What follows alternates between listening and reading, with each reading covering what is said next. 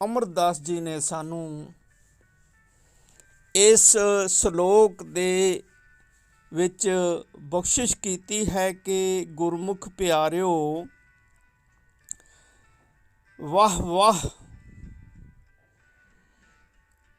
ਬਾਣੀ ਨਿਰੰਕਾਰ ਹੈ।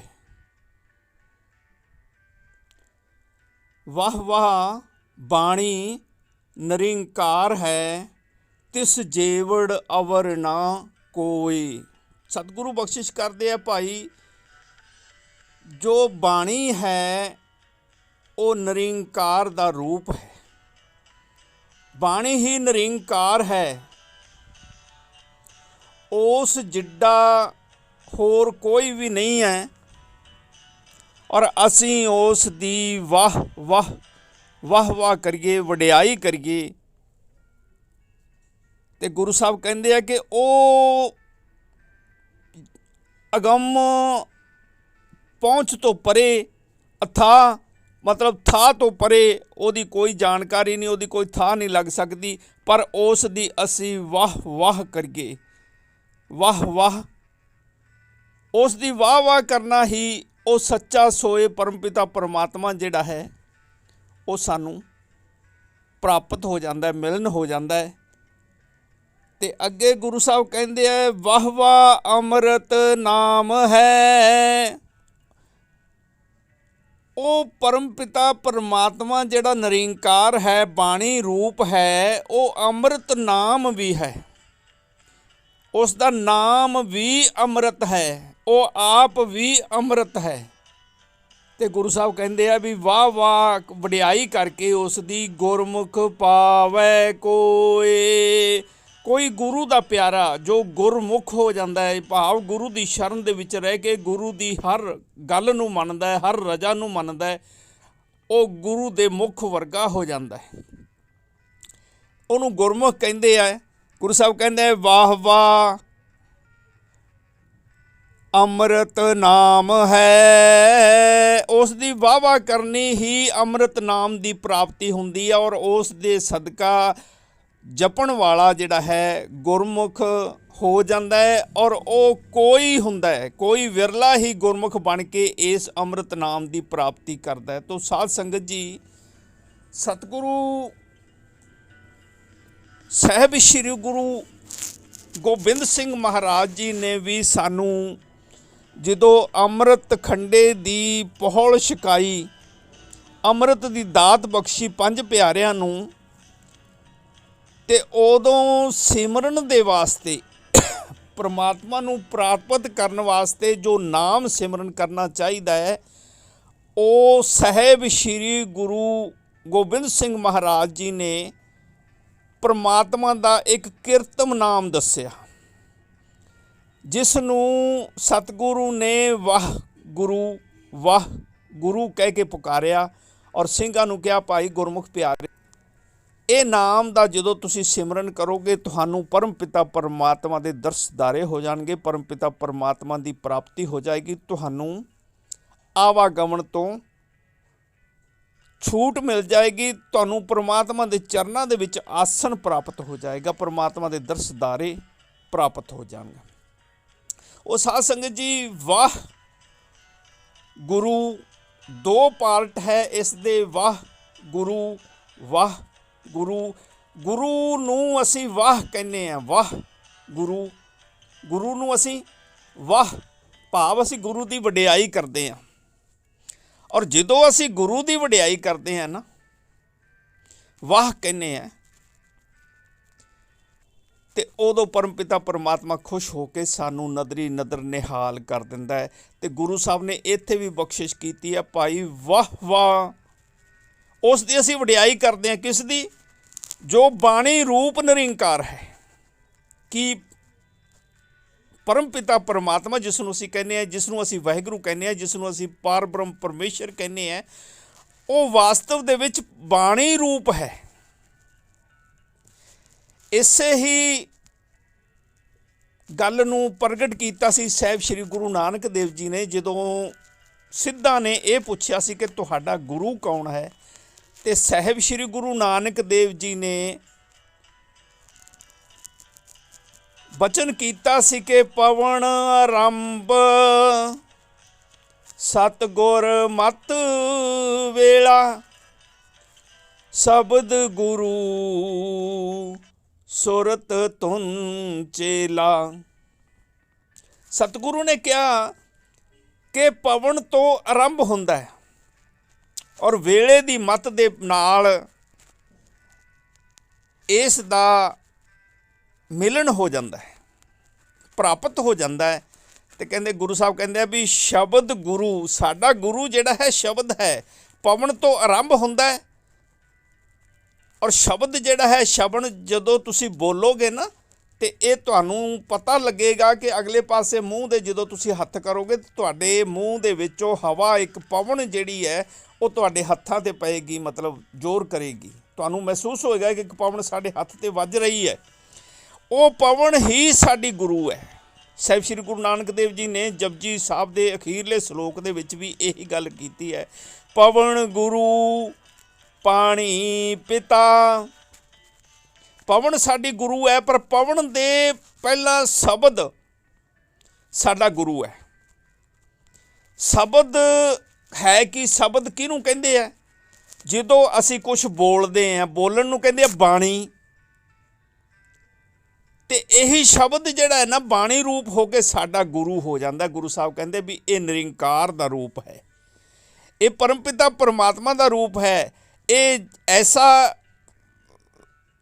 ਸਰੂਪ ਹੈ, ਐਸੀ ਸਰਬ ਸ਼ਕਤੀ ਹੈ, ਐਸੀ ਪਰਮ ਸ਼ਕਤੀ ਹੈ, ਐਸੀ ਕਿਰਿਆਵੰਤ ਸ਼ਕਤੀ ਹੈ ਜੋ ਸਾਰੇ ਸੰਸਾਰ ਦੀ ਕਰਤਾ ਹੈ ਔਰ ਸਾਰੇ ਸੰਸਾਰ ਨੂੰ ਚਲਾਏਮਾਨ ਰੱਖਦੀ ਹੈ। ਉਸ ਸ਼ਕਤੀ ਦਾ ਜਿਹੜਾ ਅਸਲ ਸਰੂਪ ਹੈ ਉਹ ਸ਼ਬਦ ਹੈ। ਪਵਨ ਵੀ ਉਸੇ ਦਾ ਹੀ ਰੂਪ ਹੈ, ਬਾਣੀ ਵੀ ਉਸੇ ਦਾ ਹੀ ਰੂਪ ਹੈ।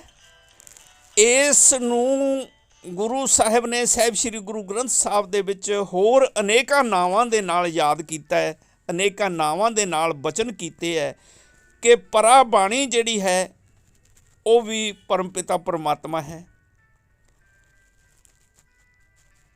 ਸ਼ਬਦ ਬਾਣੀ ਵੀ ਜਿਹੜੀ ਹੈ ਉਹ ਪਰਮਪਿਤਾ ਪਰਮਾਤਮਾ ਦਾ ਸਰੂਪ ਹੈ। ਨਾਮ ਬਾਣੀ ਵੀ ਜਿਹੜੀ ਹੈ ਉਹ ਪਰਮਪਿਤਾ ਪਰਮਾਤਮਾ ਦਾ ਹੀ ਸਰੂਪ ਹੈ।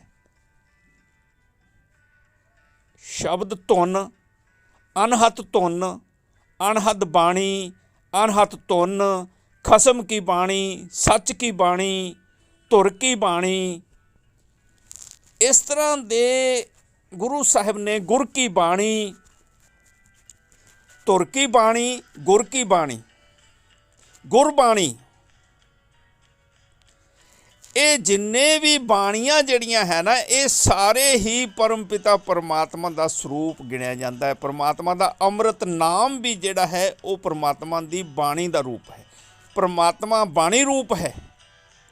ਤੋ ਸਾਧ ਸੰਗਤ ਜੀ, ਗੁਰੂ ਸਾਹਿਬ ਨੇ ਸਾਨੂੰ ਸਾਹਿਬ ਸ਼੍ਰੀ ਗੁਰੂ ਗ੍ਰੰਥ ਸਾਹਿਬ ਦੇ ਵਿੱਚ ਅਨੇਕਾਂ ਥਾਵਾਂ 'ਤੇ ਵਰਣਨ ਕੀਤਾ ਹੈ ਕਿ 4 ਬਾਣੀਆਂ, 4 ਖਾਣੀਆਂ ਅਤੇ 4 ਪਦਾਰਥ ਇਸ ਸੰਸਾਰ ਦੇ ਵਿੱਚ ਵਿਦਿਆਮਾਨ ਹੈ।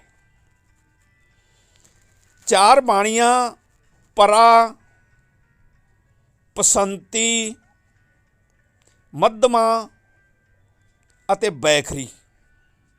ਇਹ 4 ਬਾਣੀਆਂ ਜਿਹੜੀਆਂ ਹੈ ਇਹ ਸੰਸਟੀ ਦੇ ਵਿੱਚ ਚਲਾਏਮਾਨ ਹੈ। ਔਰ 4 ਖਾਣੀਆਂ ਭਾਵ ਜੀਵਾਂ ਦੀਆਂ ਜੋ ਪੈਦਾਇਸ਼ਾਂ ਹੁੰਦੀਆਂ ਉਹ 4 ਖਾਣੀਆਂ ਦੇ ਵਿੱਚ ਹੁੰਦੀਆਂ। ਕਿਹੜੀਆਂ ਖਾਣੀਆਂ? ਅੰਡਜ, ਜੇਰਜ, ਸੇਤਜ, ਉਤਪੁਜ। ਇਹ 4 ਪ੍ਰਕਾਰ ਦੇ ਜੀਵ ਜਿਹੜੇ ਹੈ ਇਸ ਜਗਤ ਦੇ ਵਿੱਚ, ਇਸ ਸ੍ਰਿਸ਼ਟੀ ਦੇ ਵਿੱਚ ਪਰਮਾਤਮਾ ਨੇ ਪੈਦਾ ਕੀਤੇ ਹੋਏ ਹੈ। ਔਰ 4 ਪ੍ਰਕਾਰ ਦੇ ਪਦਾਰਥ ਜਿਹੜੇ ਹੈ ਉਹ ਗੁਰਮੁਖ ਪਿਆਰੇ ਨੂੰ ਪ੍ਰਾਪਤ ਹੁੰਦੇ ਆ ਜਦੋਂ ਉਹ ਪਰਮਪਿਤਾ ਪਰਮਾਤਮਾ ਦੀ ਨਾਮ ਬਾਣੀ ਨੂੰ, ਸ਼ਬਦ ਬਾਣੀ ਨੂੰ, ਧੁਰ ਕੀ ਬਾਣੀ ਨੂੰ, ਅੰਮ੍ਰਿਤ ਬਾਣੀ ਨੂੰ, ਗੁਰੂ ਦੇ ਸਤਨਾਮ ਨੂੰ ਜਦੋਂ ਉਹ ਸਿਮਰਨ ਕਰਦਾ ਹੈ ਉਦੋਂ ਉਹਨੂੰ ਇਹ 4 ਪਦਾਰਥਾਂ ਦੀ ਪ੍ਰਾਪਤੀ ਹੁੰਦੀ ਹੈ। ਔਰ ਇਹ 4 ਪਦਾਰਥ ਜਿਹੜੇ ਹੁੰਦੇ ਆ ਧਰਮ, ਅਰਥ, ਕਾਮ, ਮੋਖ। ਧਰਮ, ਅਰਥ, ਕਾਮ, ਮੋਖ। ਧਰਮ ਦਾ ਮਤਲਬ ਕਿ ਉਸ ਗੁਰਮੁਖ ਪਿਆਰੇ ਦੇ ਅੰਤਰ ਹਿਰਦੇ ਦੇ ਵਿੱਚ, ਅੰਤਰ ਰੂਹ ਦੇ ਵਿੱਚ ਧਰਮ ਦੀ ਪ੍ਰਾਪਤੀ ਹੋ ਜਾਂਦੀ ਹੈ। ਭਰਾਵ ਉਹ ਦਇਆਮਾਨ ਹੋ ਕੇ ਸਬਰ ਸੰਤੋਖੀ ਹੋ ਜਾਂਦਾ, ਸੱਚ ਦਾ ਧਾਰਨੀ ਹੋ ਜਾਂਦਾ ਹੈ। ਇਸ ਨੂੰ ਕਹਿੰਦੇ ਆ ਧਰਮ ਦਾ ਪ੍ਰਾਪਤ ਹੋ ਜਾਣਾ, ਧਰਮੀ ਹੋ ਜਾਣਾ। ਧੌਲ ਧਰਮ ਦਇਆ ਕਾ ਪੂਤ, ਸੰਤੋਖ ਥਾ। ਇਹ ਧਰਮ ਜਿਹੜਾ ਹੈ ਦਇਆ ਦਾ ਪੁੱਤ ਔਰ ਸੰਤੋਖ ਦੀ ਪੈਦਾਇਸ਼ ਕਰਦਾ ਹੈ, ਸਬਰ ਸੰਤੋਖ ਦੀ। ਅੱਛਾ, ਇਸ ਦੇ ਨਾਲ ਧਰਮ ਤੋਂ ਬਾਅਦ ਗੁਰੂ ਸਾਹਿਬ ਬਖਸ਼ਿਸ਼ ਕਰਦੇ ਆ ਕਿ ਜਿਹੜੀ ਪਦਾਰਥ ਦੀ ਪ੍ਰਾਪਤੀ ਹੁੰਦੀ ਹੈ, ਧਰਮ, ਅਰਥ, ਕਾਮ, ਮੋਖ। ਅਰਥ ਦਾ ਮਤਲਬ ਇਹ ਹੈ ਕਿ ਅਰਥ ਕਹਿੰਦੇ ਆ ਸੰਸਾਰ ਦੇ ਵਿੱਚ ਵੈਸੇ ਧਨ ਨੂੰ। ਇਹ ਮਾਇਕ ਧਨ ਜਿਹੜਾ ਹੈ ਇਹ ਅਰਥ ਖਵਾਉਂਦਾ ਹੈ, ਪਰ ਅਰਥ ਇੱਕ ਪਰਮਾਤਮਾ ਦੀ ਨਾਮ ਪੂੰਜੀ ਦਾ ਨਾਮ ਵੀ ਅਰਥ ਹੈ। ਯਾਨੀ ਜਦੋਂ ਸਾਨੂੰ ਨਾਮ ਸਿਮਰਨ ਕਰਦੇ ਹਾਂ, ਪਰਮ ਪਿਤਾ ਪਰਮਾਤਮਾ ਦੇ ਨਾਮ ਦੀ ਪੂੰਜੀ ਸਾਡੇ ਅੰਤਰ ਹਿਰਦੇ ਦੇ ਵਿੱਚ ਇਕੱਤਰ ਹੋ ਜਾਂਦੀ ਹੈ, ਸਾਡੇ ਲੇਖ ਦੇ ਵਿੱਚ ਇਕੱਤਰ ਹੋ ਜਾਂਦੀ ਹੈ, ਮਸਕ ਦੇ ਉੱਤੇ ਉਸ ਦਾ ਭਾਗ ਲਿਖਿਆ ਜਾਂਦਾ ਹੈ, ਉਹ ਜਮ੍ਹਾਂ ਹੋ ਜਾਂਦੀ ਹੈ। ਉਸ ਨੂੰ ਕਹਿੰਦੇ ਆ ਅਰਥ ਦੀ ਪ੍ਰਾਪਤੀ ਹੋ ਜਾਣਾ, ਭਾਵ ਨਾਮ ਪੂੰਜੀ ਦੀ ਪ੍ਰਾਪਤੀ ਹੋ ਜਾਣਾ। ਕਾਮ, ਤੀਜਾ ਪਦਾਰਥ ਜਿਹੜਾ ਕਾਮ ਹੈ। ਕਾਮ ਕਹਿੰਦੇ ਆ ਭਾਈ, ਇੱਕ ਕਾਮ ਦਾ ਕਹਿੰਦੇ ਆ ਸਾਡੇ ਕਾਮ ਵਾਸਨਾ ਨੂੰ। ਇਹ ਕਾਮ ਨਹੀਂ ਹੈ, ਇਹ ਕਾਮ ਕਿਹੜਾ ਕਿ ਇੱਕ ਅਸੀਂ ਕਹਿੰਦੇ ਆ ਸਾਡੇ ਕਾਮਨਾ ਨੂੰ, ਮਨ ਦੀ ਇੱਛਾ ਨੂੰ। ਇਹ ਕਾਮ ਜਿਹੜਾ ਹੈ, ਜਦੋਂ ਅਸੀਂ ਪਰਮਾਤਮਾ ਦਾ ਨਾਮ ਸਿਮਰਨ ਕਰਦੇ ਹਾਂ ਨਾ, ਸੁਰਤੀ ਜੋੜ ਕੇ ਅੰਮ੍ਰਿਤ ਨਾਮ ਦੀ ਪ੍ਰਾਪਤੀ ਕਰਕੇ ਸਿਮਰਨਾ ਕਰਦੇ ਹਾਂ, ਅਤੇ ਪਰਮਾਤਮਾ ਦੀ ਕਿਰਪਾ ਨਾਲ ਸਾਨੂੰ ਇਹ ਕਾਮ ਦੀ ਪ੍ਰਾਪਤੀ ਹੋ ਜਾਂਦੀ ਹੈ। ਭਾਵ ਸਾਡੇ ਮਨ ਦੇ ਵਿੱਚ ਜੋ ਵੀ ਅਸੀਂ ਸੋਚ ਲੈਂਦੇ ਹਾਂ ਕਿ ਪਰਮ ਪਿਤਾ ਪਰਮਾਤਮਾ ਜੀ ਸਾਡਾ ਆਹ ਕਾਰਜ ਸਵਾਰ ਦਿਓ, ਸਾਡੀ ਕਾਮਨਾ ਕਰ ਲੈਂਦੇ ਹਾਂ, ਉਹ ਪਰਮ ਪਿਤਾ ਪਰਮਾਤਮਾ ਸਾਡੇ 'ਤੇ ਖੁਸ਼ੀ ਕਰਕੇ, ਕਿਰਪਾ ਕਰਕੇ, ਨਜ਼ਰੀ ਨਜ਼ਰ ਨਿਹਾਲ ਕਰ ਦਿੰਦਾ ਸਾਨੂੰ, ਔਰ ਸਾਡਾ ਕਾਰਜ ਜਿਹੜਾ ਹੈ, ਸਾਡੀ ਜਿਹੜੀ ਇੱਛਾ ਹੁੰਦੀ ਹੈ, ਉਹ ਪੂਰਨ ਕਰ ਦਿੰਦਾ। ਉਹ ਸਾਧ ਸੰਗਤ ਜੀ, ਇਸ ਦਾ ਨਾਮ ਹੈ ਕਾਮ। ਅੱਗੇ ਚੌਥਾ ਪਦਾਰਥ ਜਿਹੜਾ ਹੈ ਉਹ ਹੈ ਮੋਖ। ਮੋਖ ਕਹਿੰਦੇ ਆ ਮੋਕਸ਼ ਨੂੰ, ਮੁਕਤੀ ਨੂੰ।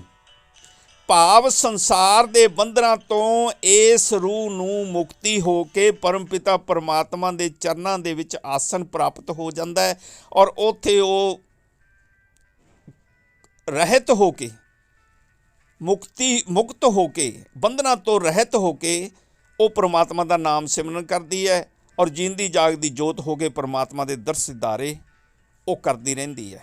ਉੱਥੇ ਸਿਰਫ ਜੋਤ ਸਰੂਪ, ਗੁਰੂ ਸਾਹਿਬ ਕਹਿੰਦੇ ਆ ਸੱਚਖੰਡ ਵਸੈ ਨਿਰੰਕਾਰ। ਜਦੋਂ ਇਸ ਤਰ੍ਹਾਂ ਦੀ ਅਵਸਥਾ ਹੁੰਦੀ ਹੈ ਨਾ, ਤਾਂ ਸੱਚਖੰਡ ਦੇ ਵਿੱਚ ਇਹ ਜੋਤਾਂ ਜਿਹੜੀਆਂ ਹੈ ਜੋਤ ਸਰੂਪ ਹੋ ਕੇ ਪ੍ਰਗਟ ਹੁੰਦੀਆਂ, ਔਰ ਜੋਤ ਸਰੂਪ ਦੇ ਵਿੱਚ ਉੱਥੇ ਉਸ ਸਥਾਨ 'ਤੇ ਵਿਚਰਦੀਆਂ, ਔਰ ਉੱਥੇ ਨਾਮ ਸਿਮਰਨ ਕਰਦੀਆਂ।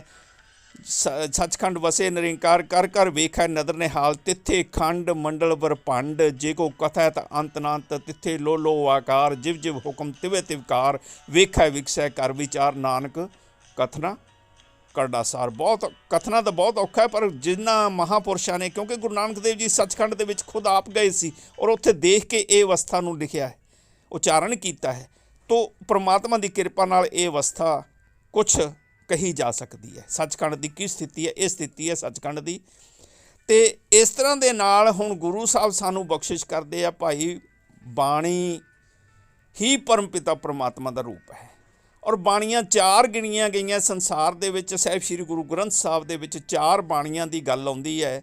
ਤਾਂ ਬਾਣੀਆਂ ਪਰਾ, ਸਭ ਤੋਂ ਪਹਿਲਾਂ ਪਰਾ ਬਾਣੀ, ਫਿਰ ਪਸੰਤੀ ਬਾਣੀ, ਔਰ ਫਿਰ ਮੱਧਮਾ ਬਾਣੀ, ਔਰ ਫਿਰ ਬੈਖਰੀ ਬਾਣੀ। ਇਹ ਬਾਣੀਆਂ ਵੀ ਜੇ ਤਾਂ ਬ੍ਰਹਿਮੰਡ ਦੇ ਵਿੱਚ ਅਸੀਂ ਦੇਖੀਏ ਤੇ ਉੱਪਰੋਂ ਥੱਲੇ ਵੱਲ ਮਨੁੱਖ ਦੇ ਹਿਰਦੇ ਵੱਲ ਨੂੰ ਆਉਂਦੀਆਂ, ਰੂਹ ਦੇ ਕੋਲ ਆਉਂਦੀਆਂ। ਤੇ ਜੇ ਅਸੀਂ ਇਹ ਕਾਇਆ ਦੇ ਵੱਲ ਵੇਖੀਏ ਤੇ ਰੂਹ ਤੋਂ ਪ੍ਰਾਪਤੀ ਜਿਹੜੀ ਹੁੰਦੀ ਹੈ ਸਿਮਰਨ ਕਰਕੇ, ਉਹ ਜਿਹੜੀ ਹੈ ਰੂਹ ਤੋਂ ਧੁੰਨੀ ਤੋਂ ਚੱਲ ਕੇ ਉੱਪਰ ਤੋਂ ਲੈ ਕੇ ਕੰਠ ਤਿੱਕਰ, ਮਤਲਬ ਇਹ 4 ਅਵਸਥਾਵਾਂ ਜਿਹੜੀਆਂ, 4 ਬਾਣੀਆਂ ਜਿਹੜੀਆਂ ਹੈ, ਪਰਾ, ਪਸੰਤੀ, ਮੱਧਮਾ ਔਰ ਬੈਖਰੀ, ਇਹ ਗੁਰਮੁਖ ਦੇ ਹੀ ਹਿਰਦੇ ਵਿੱਚ ਪ੍ਰਗਟ ਹੁੰਦੀਆਂ, ਗੁਰਮੁਖ ਦੇ ਸਰੀਰ ਵਿੱਚ ਹੀ ਪ੍ਰਗਟ ਹੁੰਦੀਆਂ। ਪਰ ਬ੍ਰਹਿਮੰਡ ਦੀ ਬਾਣੀ ਜਿਹੜੀ ਹੈ ਉਹ ਸੱਚਖੰਡ ਤੋਂ ਗੁਰਮੁਖ ਪਿਆਰੇ ਦੀ ਰੂਹ ਵੱਲ ਨੂੰ ਪਹੁੰਚਦੀ ਹੈ। ਹੁਣ ਆਪਾਂ ਵਿਚਾਰ ਕਰਦੇ ਹਾਂ ਵੀ ਇਹ ਗੁਰਮੁਖ ਦੀ ਰੂਹ ਵੱਲ ਬ੍ਰਹਿਮੰਡ ਤੋਂ ਜਿਹੜੀ ਬਾਣੀ ਆਉਂਦੀ ਹੈ ਉਹ ਕਿਸ ਤਰ੍ਹਾਂ ਆਉਂਦੀ ਹੈ। ਬ੍ਰਹਿਮੰਡ ਦੇ ਵਿੱਚ ਇੱਕ ਅਣਹੱਥ ਧੁਨ ਰੂਪ ਹੋ ਕੇ ਪਰਮਾਤਮਾ ਦਾ ਸ਼ਬਦ ਜਿਹੜਾ ਹੈ, ਸ਼ਬਦ ਰੂਪ ਗੁਰੂ ਜਿਹੜਾ ਹੈ, ਪਵਨ ਰੂਪ ਜਿਹੜੀ ਗੁਰੂ ਹੈ ਸਾਡੀ, ਉਹ ਗੂੰਜ ਰਹੀ ਹੈ। ਔਰ ਉਸ ਨੂੰ ਅਸੀਂ ਅਣਹੱਥ ਧੁਨ ਕਹਿੰਦੇ ਹਾਂ, ਅਣਹੱਦ ਧੁਨ ਕਹਿੰਦੇ ਹਾਂ, ਅਣਹੱਦ ਬਾਣੀ ਕਹਿੰਦੇ ਹਾਂ, ਅਣਹੱਦ ਸ਼ਬਦ ਕਹਿੰਦੇ ਹਾਂ। ਇਹ ਅਣਹੱਦ ਧੁਨ ਜਿਹੜੀ ਹੈ ਸਾਰੇ ਸੰਸਾਰ ਦੇ ਵਿੱਚ, ਸਾਰੇ ਬ੍ਰਹਿਮੰਡ ਦੇ ਵਿੱਚ ਗੁੰਜਾਇਮਾਨ ਹੈ ਔਰ ਲਗਾਤਾਰ ਸਦਾ ਲਈ ਹਰ ਸਮੇਂ ਇਹ ਗੂੰਜਦੀ ਰਹਿੰਦੀ ਹੈ। ਔਰ ਇਸ ਨੂੰ ਅਣਹੱਦ ਧੁਨ ਵੀ ਕਹਿੰਦੇ ਆ ਔਰ ਇਹ ਪਰਾ ਬਾਣੀ ਵੀ ਹੈ, ਭਾਵ ਪਰਮਪਿਤਾ ਪਰਮਾਤਮਾ ਦਾ ਸਰੂਪ ਵੀ ਹੈ। ਅਣਹੱਦ ਧੁਨ ਵੀ ਜਿਹੜੀ ਹੈ ਪਰਮਪਿਤਾ ਪਰਮਾਤਮਾ ਦੀ ਪ੍ਰਾਪਤੀ ਹੁੰਦੀ ਹੈ, ਤਾਂ ਹੀ ਅਣਹੱਦ ਧੁਨ ਵੱਜਦੀ ਹੈ। ਸਾਹਿਬ ਸ੍ਰੀ ਗੁਰੂ ਅਮਰਦਾਸ ਜੀ ਨੇ ਇਸ ਦਾ ਵੇਰਵਾ ਦਿੱਤਾ ਹੋਇਆ ਹੈ। ਅਨੰਦ ਸੁਣੋ ਵਡਭਾਗੀਓ, ਸਗਲ ਮਨੋਰਥ ਪੂਰੇ, ਪਾਰ ਬ੍ਰਹਮ ਪ੍ਰਪਾਇਆ ਉਤਰੇ ਸਗਲ ਵਸੂਰੇ। ਜਦੋਂ ਅਣਹੱਦ ਧੁਨ ਵੱਜਣੀ ਸ਼ੁਰੂ ਹੋ ਗਈ, ਪਰਮਾਤਮਾ ਦੀ ਪ੍ਰਾਪਤੀ ਹੋ ਜਾਂਦੀ ਹੈ, ਪਾਰ ਬ੍ਰਹਮ ਪਰਮੇਸ਼ਰ ਦੀ ਪ੍ਰਾਪਤੀ ਹੋ ਜਾਂਦੀ ਹੈ। ਇਸ ਤੋਂ ਬਾਅਦ ਜਦੋਂ ਇਹ ਬਾਣੀ ਜਿਹੜੀ ਹੈ ਨਾ, ਪਰਾ ਬਾਣੀ ਜਿਹੜੀ ਹੈ, ਗੁਰੂ ਚੌਥੇ ਪਾਤਸ਼ਾਹ ਨੇ ਵੀ ਇਸ ਦਾ ਇੱਕ ਭੇਦ ਦੱਸਿਆ ਹੋਇਆ, ਪਰ ਸਾਡੇ ਆਮ ਲੋਕਾਂ ਨੂੰ ਇਸ ਗੱਲ ਦੀ ਬਹੁਤ ਘੱਟ ਸਮਝ ਆਉਂਦੀ ਹੈ ਕਿ ਇਸ ਤੁਕ ਦਾ ਅਰਥ ਕੀ ਹੈ, ਭਾਵ ਅਰਥ ਕੀ ਹੈ। ਗੁਰੂ ਸਾਹਿਬ ਕਹਿੰਦੇ ਆ, ਬਾਣੀ ਗੁਰੂ, ਗੁਰੂ ਹੈ ਬਾਣੀ, ਵਿੱਚ ਬਾਣੀ ਅੰਮ੍ਰਿਤ ਸਾਰੇ, ਗੁਰ ਬਾਣੀ ਕਹੈ, ਗੁਰ ਬਾਣੀ ਕਹੈ, ਸੇਵਕ ਜਨ ਮਾਨੈ, ਪਰਤਖ ਗੁਰੂ ਨਿਸਤਾਰੇ।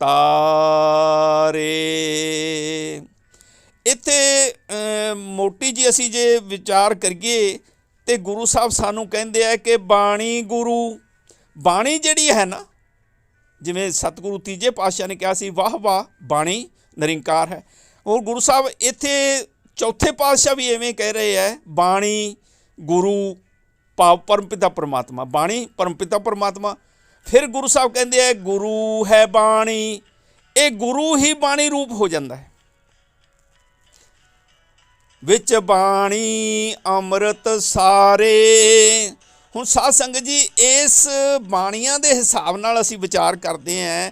ਕਹਿੰਦੇ ਵੀ ਗੁਰੂ ਸਾਹਿਬ ਕਹਿੰਦੇ ਆ, ਬਾਣੀ ਕਿਹੜੀ ਬਾਣੀ? ਜਿਹੜੀ ਪਰਾ ਬਾਣੀ ਹੈ, ਜਿਹੜੀ ਸ਼ਬਦ ਬਾਣੀ ਹੈ, ਜਿਹੜੀ ਨਾਮ ਬਾਣੀ ਹੈ, ਜਿਹੜਾ ਪਰਮਾਤਮਾ ਦਾ ਸਰੂਪ ਹੈ ਸ਼ਬਦ ਬਾਣੀ, ਉਹ ਬਾਣੀ ਜਿਹੜੀ ਹੈ ਉਹ ਗੁਰੂ ਹੈ, ਭਾਵ ਸਾਰੀ ਸ੍ਰਿਸ਼ਟੀ ਦਾ ਗੁਰੂ ਜਿਹੜਾ ਹੈ, ਸਾਰੀ ਸ੍ਰਿਸ਼ਟੀ ਦਾ ਕਰਤਾ ਜਿਹੜਾ ਹੈ, ਸਾਰੀ ਸ੍ਰਿਸ਼ਟੀ ਦਾ ਮਾਲਕ ਜਿਹੜਾ ਹੈ, ਸਾਰੀ ਸ੍ਰਿਸ਼ਟੀ ਨੂੰ ਬਣਾਉਣ ਵਾਲਾ ਜਿਹੜਾ ਹੈ, ਸਾਰੀ ਸ੍ਰਿਸ਼ਟੀ ਨੂੰ ਚਾਹੁਣ ਵਾਲਾ ਜਿਹੜਾ ਹੈ, ਉਹ ਪਰਮਪਿਤਾ ਪਰਮਾਤਮਾ ਗੁਰੂ ਹੈ। ਗੁਰ ਪਾਰ ਬ੍ਰਹਮ ਪਰਮੇਸ਼ਰ ਉਸ ਦਾ ਨਾਮ ਹੈ। ਬਾਣੀ ਗੁਰੂ। ਹੁਣ ਅਗਲਾ ਜਿਹੜਾ ਪਾਸਾ ਹੈ ਉਹ ਪਲਟਿਆ, ਗੁਰੂ ਹੈ ਬਾਣੀ, ਬਾਣੀ ਗੁਰੂ, ਗੁਰੂ ਹੈ ਬਾਣੀ। ਕਹਿੰਦੇ ਵੀ ਉਹ ਪਰਮਪਿਤਾ ਪਰਮਾਤਮਾ ਜਿਹੜਾ ਹੈ ਉਹ ਹੀ ਪਰਮਾਤਮਾ ਬਾਣੀ ਰੂਪ ਹੋ ਕੇ, ਬਾਣੀ ਰੂਪ ਹੋ ਕੇ ਸੰਸਾਰ ਦੇ ਵਿੱਚ ਸਤਿਗੁਰੂ ਦਾ ਰੂਪ ਧਾਰਨ ਕਰਕੇ ਆ ਜਾਂਦਾ। ਔਰ ਉਸ ਦੀ ਬਾਣੀ ਜਿਹੜੀ ਹੈ, ਗੁਰੂ ਹੈ ਬਾਣੀ, ਸਤਿਗੁਰੂ ਦਾ ਰੂਪ ਧਾਰਨ ਕਰਕੇ ਸਤਿਗੁਰੂ ਦੀ ਬਾਣੀ ਜਿਹੜੀ ਹੈ, ਇਹ ਬਾਣੀ ਕਹਿੰਦੇ ਗੁਰੂ ਸਾਹਿਬ ਕਹਿੰਦੇ ਵਿੱਚ ਬਾਣੀ ਅੰਮ੍ਰਿਤ ਸਾਰੇ। ਇਹ ਬਾਣੀ ਦੇ ਵਿੱਚ ਭਾਵ ਪਰਾ ਬਾਣੀ ਜਿਹੜੀ ਹੈ ਉਹ ਸਤਿਗੁਰੂ ਨੇ ਕਿਰਪਾ ਕੀਤੀ, ਆਪਣੀ ਪਸੰਦ ਦੀ ਸ਼ੁੱਧ ਰੂਹ ਨੂੰ, ਨਿਰਮਲ ਰੂਹ ਨੂੰ ਬਖਸ਼ਿਸ਼ ਕਰਕੇ ਸਤਿਗੁਰੂ ਦੀ ਪਦਵੀ ਬਖਸ਼ ਦਿੱਤੀ ਔਰ ਸਰਬ ਸ਼ਕਤੀਆਂ ਬਖਸ਼ ਕੇ ਇਹ ਆਪਣੀ ਪਰਾ ਬਾਣੀ ਜਿਹੜੀ ਸੀ ਇਹ ਉਸ ਨੂੰ ਬਖਸ਼ ਦਿੱਤੀ, ਸਤਿਗੁਰੂ ਨੂੰ। ਔਰ ਜਦੋਂ ਸਤਿਗੁਰੂ ਸੰਸਾਰ ਦੇ ਵਿੱਚ ਆ ਕੇ ਇਸ ਬਾਣੀ ਦੁਆਰਾ ਉਚਾਰਨ ਕਰਦਾ ਸ਼ਬਦਾਂ ਦਾ, ਉਦੋਂ ਬਾਣੀ ਗੁਰੂ, ਬਾਣੀ ਗੁਰੂ, ਗੁਰੂ ਹੈ ਬਾਣੀ, ਯਾਨੀ ਸਤਿਗੁਰੂ ਹੀ ਗੁਰੂ ਰੂਪ ਆ ਗਿਆ। ਔਰ ਸੰਸਾਰ ਦੇ ਵਿੱਚ ਆ ਕੇ ਜੋ ਬਾਣੀ ਬੋਲਦਾ ਹੈ ਉਹ ਵੀ ਬਾਣੀ ਹੈ। ਕਿਹੜੀ ਬਾਣੀ ਹੈ? ਪਸੰਤੀ ਬਾਣੀ। ਉਹਨੂੰ ਪਸੰਤੀ ਬਾਣੀ ਕਹਿੰਦੇ ਆ। ਇਸ ਪਸੰਤੀ ਬਾਣੀ ਦੇ ਨਾਲ ਹੀ ਪਰਾ ਬਾਣੀ ਵੀ ਹਾਜ਼ਰ ਹੈ। ਪਰਾ ਬਾਣੀ ਦੀ ਕਿਰਪਾ ਨਾਲ ਹੀ ਪਸੰਤੀ ਬਾਣੀ ਇਸ ਸੰਸਾਰ ਦੇ ਵਿੱਚ ਆਈ ਹੈ। ਇਸ ਤਰ੍ਹਾਂ ਦੇ ਨਾਲ ਇਹ ਪਸੰਤੀ ਬਾਣੀ ਜਿਹੜੀ ਹੈ, ਗੁਰੂ ਸਾਹਿਬ ਕਹਿੰਦੇ ਆ ਵੀ ਇਹਨਾਂ ਪਰਾ ਬਾਣੀ ਦੇ ਵਿੱਚ, ਪਸੰਤੀ ਬਾਣੀ ਦੇ ਵਿੱਚ ਔਰ ਸਾਰੀ ਦੀ ਸਾਰੀ ਬਾਣੀ ਜਿਹੜੀ ਵੀ ਹੈ ਉਸ ਦੇ ਵਿੱਚ ਬਾਣੀ ਅੰਮ੍ਰਿਤ ਸਾਰੇ, ਅੰਮ੍ਰਿਤ ਹੀ ਅੰਮ੍ਰਿਤ ਹੈ। ਸਾਰੇ ਹਰ ਬਾਣੀ ਦੇ ਵਿੱਚ ਜਿਹੜਾ ਹੈ ਉਹ ਅੰਮ੍ਰਿਤ ਹੀ ਅੰਮ੍ਰਿਤ ਹੈ। ਫਿਰ ਅੱਗੇ ਅਗਲੀ ਤੁਕ ਦੇ ਵਿੱਚ ਗੁਰੂ ਸਾਹਿਬ ਨੇ ਫਿਰ ਭੇਦ ਦੱਸਿਆ ਹੈ। ਇਹ ਜਦੋਂ ਸਤਿਗੁਰੂ ਦੀ ਪਸੰਤੀ ਬਾਣੀ ਉਚਾਰਨ ਹੁੰਦੀ ਹੈ, ਇਹ ਸ਼ਬਦ ਦਾ ਰੂਪ ਧਾਰਨ ਕਰਕੇ ਪੋਥੀ ਦੇ ਵਿੱਚ ਦਰਜ ਹੋ ਜਾਂਦੀ ਹੈ। ਔਰ ਜਿਹੜੀ ਬਾਣੀ, ਜਿਹੜਾ ਸ਼ਬਦ ਰੂਪ ਹੋ ਕੇ ਜਿਹੜੀ ਬਾਣੀ ਪੋਥੀ ਦੇ ਵਿੱਚ ਦਰਜ ਹੋ ਜਾਂਦੀ ਹੈ, ਉਸ ਨੂੰ ਸੰਸਾਰ ਦੇ ਲੋਕ, ਅਧਿਆਤਮਿਕ ਲੋਕ, ਗਿਆਨਵਾਨ ਲੋਕ, ਪਰਮਾਤਮਾ ਦੇ ਪਿਆਰੇ ਭਗਤ ਜਨ, ਪਰਮਾਤਮਾ ਦੇ ਗੁਰਮੁਖ ਸਿੱਖ ਖਾਲਸੇ ਸੰਤ ਜਨ ਜਿਹੜੇ ਆ ਉਸ ਨੂੰ ਗੁਰ ਬਾਣੀ ਕਹਿੰਦੇ ਆ। ਗੁਰ ਬਾਣੀ ਭਾਵ ਗੁਰੂ ਦੁਆਰਾ ਉਚਾਰਨ ਕੀਤੀ ਹੋਈ ਬਾਣੀ। ਜਿਵੇਂ ਸਾਹਿਬ ਸ਼੍ਰੀ ਗੁਰੂ ਗ੍ਰੰਥ ਸਾਹਿਬ ਦੀ ਬਾਣੀ ਨੂੰ ਗੁਰਬਾਣੀ ਕਿਹਾ ਜਾਂਦਾ ਹੈ। ਇਹ ਗੁਰਬਾਣੀ ਹੀ ਜਿਹੜੀ ਹੈ ਨਾ, ਕਹਿੰਦੇ ਵੀ ਗੁਰਬਾਣੀ ਕਹੈ ਜਿਵੇਂ ਕਹਿੰਦੀ ਹੈ। ਅਤੇ ਜਦੋਂ ਇਸ ਨੂੰ ਪੜ੍ਹਨ ਵਾਲਾ, ਇਸ ਤੋਂ ਸਿੱਖਿਆ ਲੈਣ ਵਾਲਾ ਗੁਰਸਿੱਖ ਜਿਹੜਾ ਹੈ, ਗੁਰਮੁਖ ਜਿਹੜਾ ਹੈ, ਖਾਲਸਾ ਜਿਹੜਾ ਹੈ, ਭਗਤ ਜਨ ਜਿਹੜਾ ਹੈ, ਜਿਹੜਾ ਵੀ ਗੁਰੂ ਦਾ ਪਿਆਰੀ ਰੂਹ ਹੈ, ਜਦੋਂ ਇਸ ਬਾਣੀ ਨੂੰ ਪੜ੍ਹਦੀ ਹੈ ਨਾ, ਅਤੇ ਜੋ ਗੁਰਬਾਣੀ ਕਹਿੰਦੀ ਹੈ, ਅਤੇ ਜੇ ਉਹ ਪੜ੍ਹਨ ਵਾਲਾ ਗੁਰਸਿੱਖ ਜਿਹੜਾ ਹੈ, ਗੁਰਬਾਣੀ ਕਹੈ ਸੇਵਕ, ਪੜ੍ਹਨ ਵਾਲਾ ਸਿੱਖ ਸੇਵਕ ਜਿਹੜਾ ਹੈ, ਸੇਵਕ ਗੁਰਬਾਣੀ ਕਹੈ ਸੇਵਕ ਜਨ ਮਾਨੈ, ਉਸ ਨੂੰ ਮੰਨ ਲਏ, ਅਤੇ ਫਿਰ ਕੀ ਹੁੰਦਾ ਹੈ?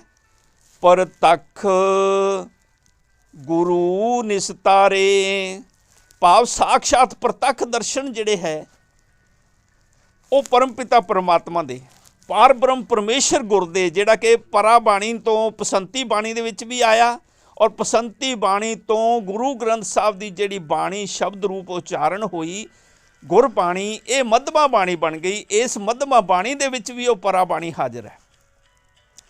ਔਰ ਇਹ ਗੁਰੂ ਸਾਹਿਬ ਕਹਿੰਦੇ ਆ ਕਿ ਜਦੋਂ ਸੇਵਕ ਨੇ ਪੜ੍ਹੀ, ਸੇਵਕ ਨੇ ਵਿਚਾਰੀ ਅਤੇ ਸੇਵਕ ਨੇ ਮੰਨ ਲਈ, ਅਤੇ ਸੇਵਕ ਦੇ ਹਿਰਦੇ ਦੇ ਵਿੱਚ ਇਹ ਬਾਣੀ ਜਦੋਂ ਸਮਾਹਿਤ ਹੋਈ, ਅਤੇ ਗੁਰੂ ਸਾਹਿਬ ਕਹਿੰਦੇ ਆ ਗੁਰਮੁਖ ਨਾਦੰ ਗੁਰਮੁਖ ਵੇਦੰ ਗੁਰਮੁਖ ਰਿਆ ਸਮਾਈ, ਗੁਰ ਈਸਰ, ਗੁਰ ਈਸਰ ਗੋਰਖ ਨੇ, ਬ੍ਰਹਮਾ ਨੇ, ਪਾਰਵਤੀ ਨੇ ਵੀ ਇਹ ਬਾਣੀ ਪੜ੍ਹ ਕੇ ਹੀ, ਬਾਣੀ ਪ੍ਰਾਪਤ ਕਰਕੇ ਹੀ ਪਰਮਾਤਮਾ ਤੋਂ ਇਹ ਪਦਵੀਆਂ ਪਾਈਆਂ। ਅਤੇ ਗੁਰਸਿੱਖ ਨੂੰ ਵੀ ਇਹ ਪਦਵੀ ਪ੍ਰਾਪਤ ਹੁੰਦੀ ਹੈ। ਕੀ ਪਦਵੀ ਪ੍ਰਾਪਤ ਹੁੰਦੀ ਹੈ? ਪ੍ਰਤੱਖ ਗੁਰੂ ਨਿਸਤਾਰੇ, ਪਰਮਾਤਮਾ ਦੇ ਸਾਖਸ਼ਾਤ ਦਰਸ਼ਨ ਹੋ ਜਾਂਦੇ ਆ, ਔਰ ਉਸ ਰੂਹ ਦਾ ਨਿਸਤਾਰਾ ਹੋ ਜਾਂਦਾ, ਜਿਹੜੀ ਇਸ ਸ਼ਰਨ ਦੇ ਵਿੱਚ ਬੈਠ ਕੇ ਪਰਮਾਤਮਾ ਦੀ ਗੁਰੂ ਬਾਣੀ ਨੂੰ, ਮੱਧਮਾ ਬਾਣੀ ਨੂੰ ਪੜ੍ਹ ਕੇ ਪਰਮਾਤਮਾ ਨਾਲ ਮਿਲਨ ਕਰ ਲੈਂਦੀ ਹੈ, ਜੋਗ ਕਰ ਲੈਂਦੀ ਹੈ। ਉਸ ਰੂਹ ਦੇ ਬੋਲਾਂ ਦੇ ਵਿੱਚ, ਅੰਤਰ ਹਿਰਦੇ ਦੇ ਵਿੱਚ, ਉਸ ਦੇ ਮੁਖ ਤੋਂ ਜਿਹੜੀ ਬਾਣੀ ਉਚਾਰਨ ਹੁੰਦੀ ਹੈ, ਗੁਰਸਿੱਖ ਦੇ ਮੁਖ ਤੋਂ ਬਾਣੀ ਜਿਹੜੀ ਉਚਾਰਨ ਹੁੰਦੀ ਹੈ ਨਾ, ਉਸ ਨੂੰ ਕਹਿੰਦੇ ਆ ਬੈਖਰੀ ਬਾਣੀ। ਕਿਉਂਕਿ ਗੁਰਸਿੱਖ ਨੇ ਆਪਣੇ ਆਪ ਨੂੰ ਗੁਰੂ ਨੂੰ ਸਮਰਪਿਤ ਕਰਕੇ, ਆਪਣਾ ਆਪ ਗੁਰੂ ਨੂੰ ਵੇਚ ਕੇ,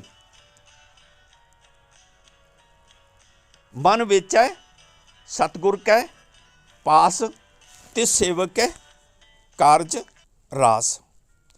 ਇਸ ਤਰ੍ਹਾਂ ਦੇ ਨਾਲ ਜਦੋਂ ਉਸ ਗੁਰਮੁਖ ਨੇ ਆਪਣਾ ਮਨ ਵੇਚ ਕੇ, ਆਪਣੇ ਆਪ ਨੂੰ ਵੇਚ ਕੇ ਗੁਰੂ ਦੀ ਗੁਰਬਾਣੀ ਨੂੰ ਸੱਤ ਕਰਕੇ ਮੰਨ ਲਿਆ, ਗੁਰੂ ਸਾਹਿਬ ਕਹਿੰਦੇ ਨਾ ਗਾਵੀਐ ਸੁਣੀਐ ਮਨ ਰੱਖੀਐ ਭਾਓ, ਅਤੇ ਅੱਗੇ ਜਾ ਕੇ ਕਹਿੰਦੇ ਆ ਮੰਨਿਆ ਸੁਣਿਆ ਮੰਨਿਆ ਮਨ ਕੀਤਾ ਭਾਓ, ਅੰਤਰਗਤ ਤੀਰਥ ਮਲ ਨਾਓ। ਅਤੇ ਜਦੋਂ ਮੰਨ ਲਈ ਅਤੇ ਮੰਨੇ ਕੀ ਗਤ ਕਹੀ ਨਾ ਜਾਏ, ਜੇ ਕੋ ਕਹੈ ਪਿੱਛੇ ਪਛਤਾਏ। ਭਾਵ ਉਸ ਨੂੰ ਗੁਰਮੁਖ ਪਿਆਰੇ ਨੂੰ ਬੈਖਰੀ ਬਾਣੀ ਪ੍ਰਾਪਤ ਹੋ ਜਾਂਦੀ ਹੈ, ਔਰ ਬੈਖਰੀ ਬਾਣੀ ਐਸੀ ਹੁੰਦੀ ਹੈ ਕਿ ਜੋ ਬੈ ਖਰੀਦ ਹੋ ਕੇ ਪ੍ਰਾਪਤ ਕੀਤੀ ਜਾਂਦੀ ਹੈ, ਔਰ ਉਸ ਦੇ ਬੋਲਾਂ ਦੇ ਵਿੱਚ ਐਸਾ ਸੱਚ ਆ ਜਾਂਦਾ ਹੈ ਕਿ ਜੋ ਵੀ ਗੁਰਮੁਖ ਪਿਆਰਾ ਉਹ ਬੋਲਦਾ ਹੈ, ਉਹ ਪਰਮਾਤਮਾ ਉਸ ਨੂੰ ਸੱਤ ਕਰ ਦਿੰਦਾ ਹੈ। ਉਹੀ ਕਾਰਜ ਉਸ ਦੇ ਪੂਰਨ ਕਰ ਦਿੰਦਾ ਹੈ। ਇਹੀ ਕਾਰਨ ਹੈ ਕਿ ਆਮ ਮਹਾਂਪੁਰਸ਼ਾਂ ਦੇ ਬਚਨਾਂ ਦੇ ਵਿੱਚ ਸੱਤ ਹੁੰਦਾ ਹੈ, ਔਰ ਜੋ ਵੀ ਬਚਨ ਸੱਤ ਕਰ ਦਿੰਦੇ ਹੈ ਕਿਸੇ ਗੁਰਮੁਖ ਪਿਆਰੇ ਨੂੰ, ਔਰ ਪਰਮਾਤਮਾ ਉਸ ਨੂੰ ਪੂਰਾ ਕਰ ਦਿੰਦਾ ਹੈ। ਔਰ ਇਸ ਬੈਖਰੀ ਬਾਣੀ ਦੇ ਵਿੱਚ ਵੀ ਪਰਾ ਬਾਣੀ ਹਾਜ਼ਰ ਹੁੰਦੀ ਹੈ, ਕਿਉਂਕਿ ਪਰਮਾਤਮਾ ਇਸ ਦੇ ਨਾਲ, ਜਿਵੇਂ ਸਾਡੇ ਅੰਤਰ ਹਿਰਦੇ ਦੇ ਵਿੱਚ, ਅੰਤਰ ਦਸਵੇਂ ਦੁਆਰ ਦੇ ਵਿੱਚ ਪਰਮਾਤਮਾ ਦਾ ਵਾਸਾ ਹੈ, ਔਰ ਸਾਡੀ ਰੂਹ ਵੀ ਹੈ, ਇੱਕੋ ਸੇਜ ਦੇ ਉੱਤੇ ਦੋਨੋਂ ਬਿਰਾਜਮਾਨ ਹੈ। ਇਸੇ ਤਰ੍ਹਾਂ ਹੀ ਬੈਖਰੀ ਬਾਣੀ ਅਤੇ ਪਰਾ ਬਾਣੀ ਵੀ ਦੋਨੋਂ ਇੱਕ ਜਗ੍ਹਾ 'ਤੇ ਹੀ ਬਿਰਾਜਮਾਨ ਗੁਰਸਿੱਖ ਦੇ ਹਿਰਦੇ ਦੇ ਵਿੱਚ ਹਾਜ਼ਰ ਹੁੰਦੀਆਂ। ਹੁਣ ਇਹ ਚਾਰ ਬਾਣੀਆਂ, ਪਰਾ ਬਾਣੀ ਤਾਂ ਪਰਮਾਤਮਾ ਦਾ ਰੂਪ ਹੈ ਹੀ ਹੈ। ਪਸੰਤੀ ਬਾਣੀ ਦੇ ਨਾਲ ਵੀ ਪਰਾ ਬਾਣੀ ਹੁੰਦੀ ਹੈ। ਮੱਧਮਾ ਬਾਣੀ ਦੇ ਵਿੱਚ ਵੀ ਪਰਾ ਬਾਣੀ ਹੈ, ਕਿਉਂਕਿ ਸਾਹਿਬ ਸ੍ਰੀ ਗੁਰੂ ਗ੍ਰੰਥ ਸਾਹਿਬ ਜੀ ਨੂੰ ਆਦਿ ਸ੍ਰੀ ਗੁਰੂ ਗ੍ਰੰਥ ਸਾਹਿਬ ਜੀ ਦਾ ਦਰਜਾ ਦਿੱਤਾ ਗਿਆ, ਨਾਮ ਦਿੱਤਾ ਗਿਆ। ਅਤੇ ਆਦਿ ਸ੍ਰੀ ਗੁਰੂ ਹੈ ਕੌਣ? ਪਰਮ ਪਿਤਾ ਪਾਰ ਬ੍ਰਹਮ ਪਰਮੇਸ਼ਰ, ਗੁਰ ਪਾਰ ਬ੍ਰਹਮ ਪਰਮੇਸ਼ਰ ਹੀ ਆਦਿ ਗੁਰੂ ਹੈ। ਇਸ ਕਰਕੇ ਸਾਹਿਬ ਸ੍ਰੀ ਗੁਰੂ ਗ੍ਰੰਥ ਸਾਹਿਬ ਜੀ ਨੂੰ ਆਦਿ ਗੁਰੂ ਦਾ ਦਰਜਾ ਦਿੱਤਾ ਗਿਆ, ਔਰ ਆਦਿ ਗੁਰੂ ਪਰਮੇਸ਼ਰ ਦਾ ਰੂਪ ਹੁੰਦਾ। ਔਰ ਜਦੋਂ ਇਹ ਪਰਮੇਸ਼ਰ ਦੀ ਸ਼ਰਨ ਦੇ ਵਿੱਚ ਬੈਠ ਕੇ ਗੁਰਬਾਣੀ ਤੋਂ ਸਿੱਖਿਆ ਲੈਂਦਾ ਹੈ, ਗੁਰਬਾਣੀ ਨੂੰ ਪੜ੍ਹਦਾ ਹੈ, ਗੁਰਬਾਣੀ ਨੂੰ ਮੰਨ ਲੈਂਦਾ ਹੈ, ਉਦੋਂ ਇਸ ਗੁਰਸਿੱਖ ਦੇ ਅੰਤਰ ਹਿਰਦੇ ਦੇ ਵਿੱਚ ਪਰਮਾਤਮਾ ਦੀ ਬਾਣੀ, ਜਿਹੜੀ ਪਰਾ ਬਾਣੀ ਹੁੰਦੀ ਹੈ, ਉਹ ਵੀ ਬਿਰਾਜਮਾਨ ਹੋ ਜਾਂਦੀ ਹੈ, ਔਰ ਉਸ ਨੂੰ ਬਖਸ਼ਿਸ਼ ਵੀ ਮਿਲ ਜਾਂਦੀ ਹੈ ਕਿ ਇਹ ਬੈਖਰੀ ਬਾਣੀ ਹੋ ਕੇ ਸੱਚੀ ਹੋ ਜਾਂਦੀ ਹੈ, ਔਰ ਇਹ ਸੰਸਾਰ ਦੇ ਲੋਕਾਂ ਦਾ ਕਾਰਜ ਵੀ ਸਵਾਰਦੀ ਹੈ। ਇਹ ਮਹਾਂਪੁਰਸ਼ਾਂ ਦੀ ਸੰਗਤ ਦੇ ਵਿੱਚ ਇਹ ਬੈਖਰੀ ਬਾਣੀ ਫਿਰ ਜਿਹੜੀ ਹੈ ਸੰਗਤ ਦਾ, ਗੁਰਮੁਖ ਪਿਆਰੇ ਲੋਕਾਂ ਦਾ ਜਾਂ ਸੰਸਾਰ ਦੇ ਲੋਕਾਂ ਦਾ ਭਲਾ ਕਰਦੀ ਹੈ। ਤੋ ਸਾਧ ਸੰਗਤ ਜੀ, ਇਸ ਤਰ੍ਹਾਂ ਦੇ ਨਾਲ ਇਹ ਚਾਰ ਬਾਣੀਆਂ ਪਰਮਾਤਮਾ ਦਾ ਹੀ ਸਰੂਪ ਹੈ, ਔਰ ਪਰਾ ਬਾਣੀ ਹੀ ਪਰਮਪਿਤਾ ਪਰਮਾਤਮਾ ਹੈ, ਔਰ ਪਰਾ ਬਾਣੀ ਹੀ ਜਿਹੜੀ ਹੈ ਅਨਹਦ ਧੁਨ ਹੈ। ਪਰਾ ਬਾਣੀ ਹੀ ਸ਼ਬਦ ਰੂਪ ਹੈ, ਸ਼ਬਦ ਧੁਨ ਹੈ, ਨਾਮ ਸ਼ਬਦ ਹੈ, ਅੰਮ੍ਰਿਤ ਨਾਮ ਹੈ, ਤੁਰਕੀ ਬਾਣੀ ਹੈ, ਸ਼ਬਦ ਬਾਣੀ ਹੈ, ਗੁਰਬਾਣੀ ਹੈ, ਖਸਮ ਕੀ ਬਾਣੀ ਹੈ। ਇਹ ਸਾਰੀ ਦੀ ਸਾਰੀਆਂ ਬਾਣੀਆਂ ਜਿੰਨੀਆਂ ਵੀ ਸਾਹਿਬ ਸ੍ਰੀ ਗੁਰੂ ਗ੍ਰੰਥ ਸਾਹਿਬ ਦੇ ਵਿੱਚ ਇਸ ਬਾਣੀ ਦੇ ਨਾਮ ਉਚਾਰਨ ਕੀਤੇ ਗਏ ਆ, ਉਹ ਸਾਰੇ ਇੱਕ ਹੀ ਅਰਥ ਰੱਖਦੇ ਆ ਕਿ ਪਰਮ ਪਿਤਾ ਪਰਮਾਤਮਾ ਦੀ ਉਹ ਸਰਬ ਸ਼ਕਤੀਮਾਨ, ਉਹ ਪਰਮ ਤੱਤ, ਉਹ ਸੁਪਰੀਮ ਸ਼ਕਤੀ ਜਿਹੜੀ ਹੈ, ਜਿਹੜੀ ਸਾਰੇ ਸੰਸਾਰ ਨੂੰ ਚਲਾਉਂਦੀ ਹੈ, ਉਹ ਹੀ ਪਰਾ ਬਾਣੀ ਹੈ। ਔਰ ਉਸੇ ਦਾ ਹੀ ਸਾਰੀਆਂ ਬਾਣੀਆਂ ਦਾ ਨਾਮ, ਜਿਹੜਾ ਜਿੰਨਾ ਵੀ ਨਾਮ ਦਿੱਤਾ ਗਿਆ ਹੈ, ਉਸੇ ਬਾਣੀ ਦਾ ਨਾਮ ਜਿਹੜਾ ਹੈ, ਜਿਸ ਨੂੰ ਅਸੀਂ ਪਰਮ ਪਿਤਾ ਪਰਮਾਤਮਾ ਕਹਿੰਦੇ ਹਾਂ, ਔਰ ਉਹ ਸ਼ਬਦ ਰੂਪ ਹੁੰਦਾ, ਔਰ ਸਾਡਾ ਉਹ ਸ਼ਬਦ ਰੂਪ ਜਿਹੜਾ ਹੈ ਗੁਰੂ ਹੈ।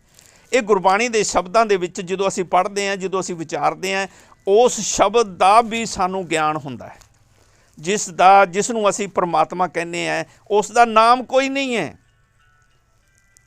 ਨਾ ਉਸ ਦਾ ਕੋਈ ਰੂਪ ਹੈ, ਨਾ ਕੋਈ ਰੰਗ ਹੈ, ਨਾ ਕੋਈ ਰੇਖ ਹੈ। ਉਹ ਤ੍ਰੈ ਗੁਣ ਤੋਂ ਭਿੰਨ ਹੈ। ਰਜੋ ਤਮੋ ਸਤੋ ਦੇ ਵਿੱਚ ਵੀ ਉਹ ਨਹੀਂ ਆਉਂਦਾ, ਜੰਮਣ ਮਰਨ ਦੇ ਵਿੱਚ ਵੀ ਉਹ ਨਹੀਂ ਆਉਂਦਾ। ਕਾਲ ਰਹਿਤ ਹੈ, ਅਜੂਨੀਆਂ ਤੋਂ ਰਹਿਤ ਹੈ, ਅਜੂਨੀ ਹੈ, ਔਰ ਆਪਣੇ ਆਪ ਦੇ ਵਿੱਚ ਸੰਭਿਆ ਭੂ ਸਥਾਪਿਤ ਹੈ। ਥਾਪਿਆ ਨਾ ਜਾਏ, ਕੀਤਾ ਨਾ ਹੋਏ, ਆਪੇ ਆਪ ਨਿਰੰਜਨ ਸੋਏ। ਉਹ ਆਪਣੇ ਆਪ ਪੈਦਾ ਹੋਇਆ ਹੋਇਆ, ਆਪਣੇ ਆਪ ਹੀ ਪ੍ਰਗਟ ਹੋਇਆ ਹੋਇਆ, ਉਹ ਪਰਮਪਿਤਾ ਪਰਮਾਤਮਾ ਹੈ। ਉਸ ਨੂੰ ਅਸੀਂ ਸ਼ਬਦ ਬਾਣੀ ਕਹਿੰਦੇ ਹਾਂ। ਔਰ ਇਸ ਦਾ ਆਰੰਭ ਜਿਹੜਾ ਹੈ ਪਵਨ ਤੋਂ ਹੁੰਦਾ, ਔਰ ਪਵਨ ਜਿਹੜੀ ਹੈ, ਪਵਨ ਹੀ ਅਨਹਦ ਧੁਨ, ਔਰ ਪਵਨ ਹੀ ਸਾਡੀ ਗੁਰੂ ਹੈ। ਸ਼ਬਦ ਹੀ ਸਾਡੀ ਗੁਰੂ ਹੈ, ਸ਼ਬਦ ਹੀ ਸਾਡਾ ਗੁਰੂ ਹੈ।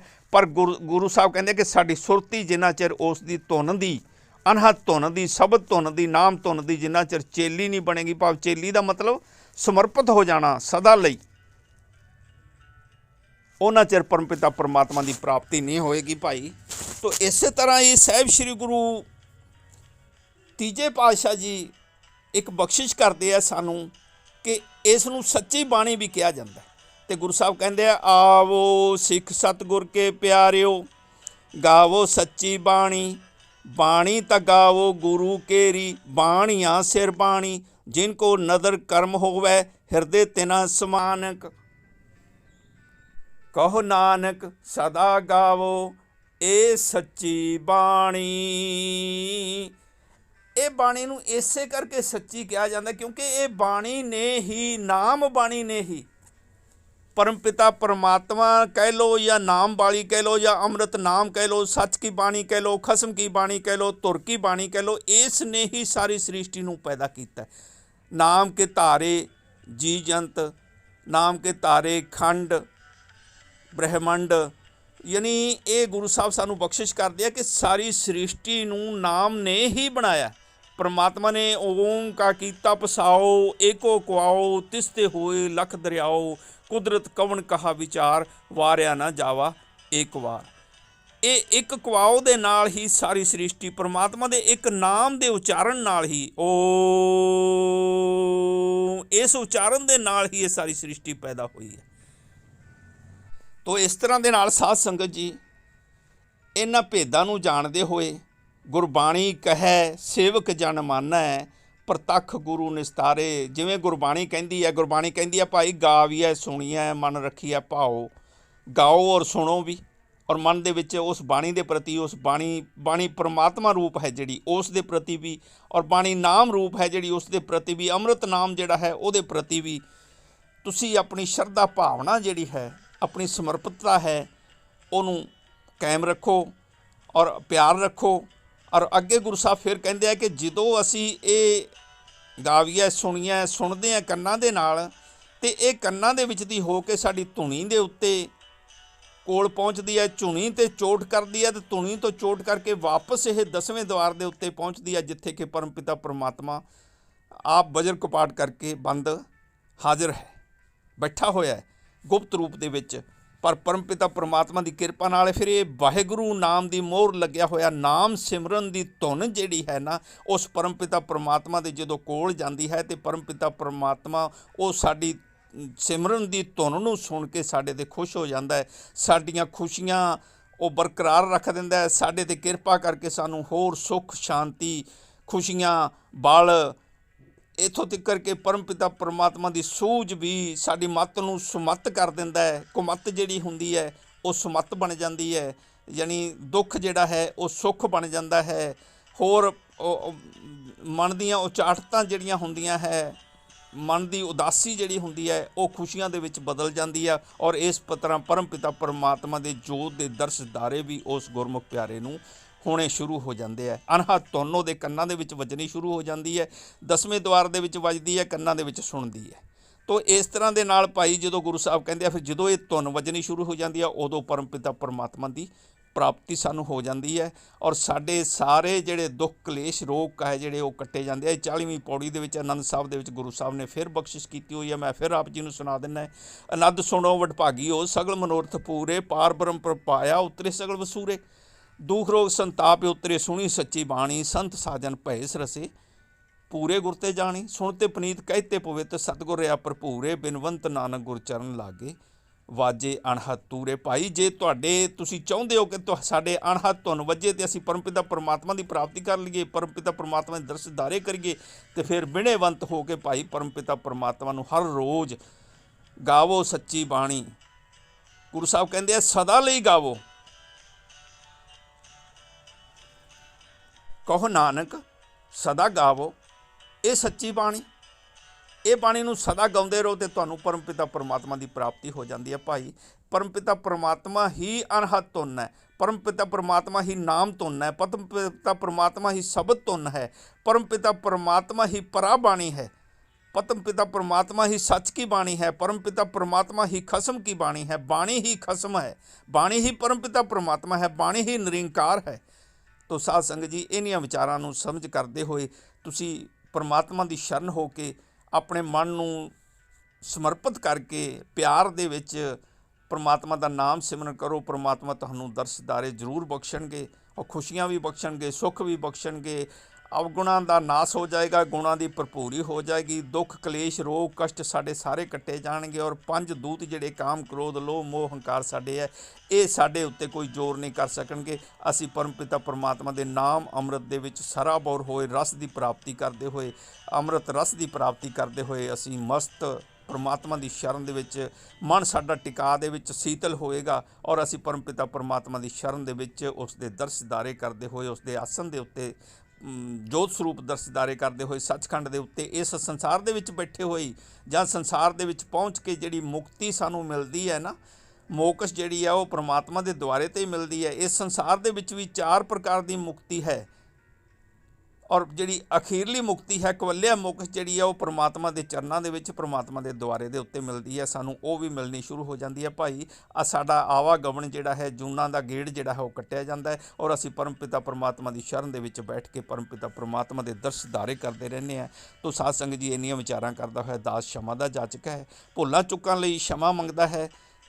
ਸੰਗਤ ਗੁਰੂ ਰੂਪ ਹੈ ਔਰ ਸਾਹਿਬ ਸ੍ਰੀ ਗੁਰੂ ਗ੍ਰੰਥ ਸਾਹਿਬ ਜੀ ਵੀ ਗੁਰੂ ਰੂਪ ਹੈ, ਬਖਸ਼ਣਯੋਗ ਹੈ ਔਰ ਪਰਮਪਿਤਾ ਪਰਮਾਤਮਾ ਵਾਹਿਗੁਰੂ ਵੀ ਕਿਰਪਾ ਨਿਧਾਨ ਹੈ, ਨਦਰੀ ਨਦਰ ਨਿਹਾਲ ਕਰ ਦਿੰਦੇ ਆ। ਉਹਨਾਂ ਨੂੰ ਬੇਨਤੀ ਹੈ ਸੱਚੇ ਪਾਤਸ਼ਾਹ, ਸਾਡੀਆਂ ਭੁੱਲਾਂ ਨੂੰ ਨਾ ਚੇਤੇ ਰੱਖ ਕੇ ਸਾਨੂੰ ਆਪਣੀ ਕਿਰਪਾ ਦੇ ਕੇ, ਆਪਣੀ ਬਖਸ਼ਿਸ਼ ਦੇ ਕੇ, ਗੁਰੂ ਪ੍ਰਸਾਦ ਦੇ ਕੇ ਸਾਨੂੰ ਨਿਹਾਲ ਕਰ ਦਿਓ।